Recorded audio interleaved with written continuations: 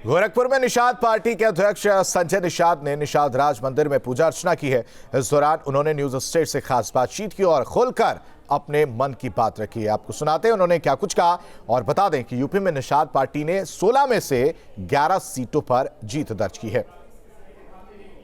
हमारे साथ डॉक्टर संजय कुमार निषाद इस समय है, जो पूरे प्रदेश में अगर कहें तो एक बड़े चेहरे के रूप में इस समय उभरे हैं। 16 सीटें निषाद पार्टी और बीजेपी गठबंधन की थी, जिसमें से 11 सीटों पर विजय हासिल किया है। एक बड़ी उपलब्धि डॉक्टर संजय जी आपको, और क्या कहेंगे ये जो जीत थी, क्या इसको लेकर के आपने सोचा था कि इतनी बड़ी जीत पार्टी को मिलेगी और आपके निषाद गठबंधन को मिलने जा रही है? निश्चित रूप से, चूँकि हम लोग ज़मीन पर सोए हैं। कभी जब मैं एक आंदोलन किया था, उस आंदोलन के समय में हमें एक पूरे साल भर गांव में गरीबों के बीच में रहने की आवश्यकता पड़ी थी, और तब मैं सोचा था कि देश का अनाज गोदाम में सड़ रहा और गांव का गरीब भूखों मर रहा, और उसमें कामयाब हुए मोदी जी ने उस अनाज को पहुँचाने में, उनको पैसा देने में, उनको भर पेट भोजन देने में। आपके लोग आपको डिप्टी सीएम के रूप में देखना चाहते हैं।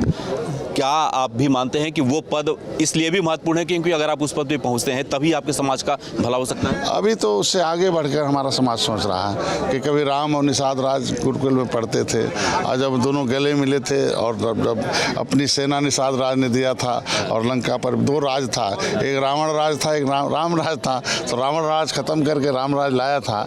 तो फिर से वो मेरा जो समुदाय है फिर से वो राम राज लाना चाहता है, और उसी राम राज लाने के लिए, रावण राज को खत्म करने के लिए निषाद राज की सेना को मुख्यमंत्री की धन्यवाद। तो डॉक्टर संजय कुमार निषाद ये मानते हैं कि जिस तरह से सरकार में इनकी भागीदारी है, उसको देखते हुए बीजेपी इनको कहीं न कहीं एक बड़े अगर कहें तो पद पे इनको समायोजित करेगी, और साथ ही निषाद पार्टी के जितने भी विधायक और जितने भी लोग इस बार चुनाव में शामिल हुए थे, उनको डॉक्टर संजय निषाद ने धन्यवाद दिया है कि उन लोगों की मेहनत की बदौलत आज निषाद पार्टी फर्श से अर्श पे पहुंची है। प्रतिपक्ष दीपक श्रीवास्तव, न्यूज स्टेट गोरखपुर।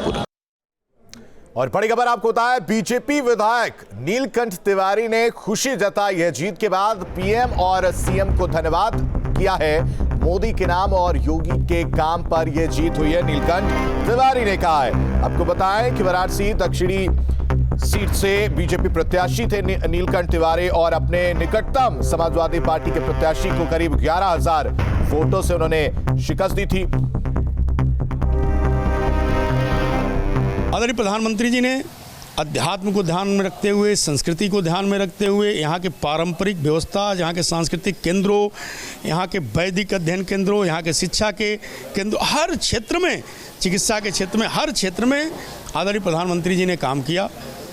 उस काम का परिणाम ये है कि काशी की एक एक जनता आदरणीय प्रधानमंत्री जी से आत्मीय भाव रखती है, आत्मा का भाव रखती है। इस भाव के कारण काशी की एक एक जनता प्रधानमंत्री जी के एक एक इशारे, एक एक संदेश पर पूरी तरह से न्यौछावर होती है, और आदरणीय प्रधानमंत्री जी के संदेश के रूप में सभी प्रत्याशी लड़ रहे थे।